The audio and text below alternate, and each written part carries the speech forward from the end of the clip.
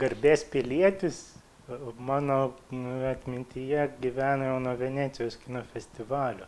Man tai yra toks filmas, kurio aš net išdrįsčiau atidaryti kino pavasarį.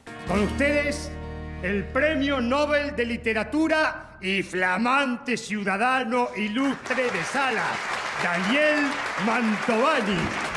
Tai filmas, kuris vienu metu ir nustebina, ir šokiruoja, ir suteikia įtampos pakankamai, ir dar prajuokina. Ir tai yra istorija apie žmogų, kuris atvažiuoja namo po 40 metų, bet ta vieta yra net pažįstamai pasikeitusi.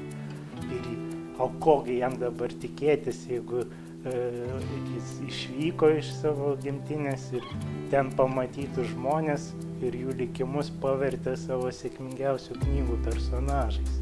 Tai dabar jie savotiškai atkeršijo.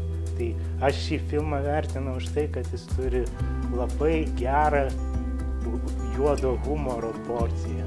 O taip pat nustebina faktiškai kiekvienoje scenoje. Ir aišku, Oskaras Martinezas valdo šį filmą tiesiog meistriškai.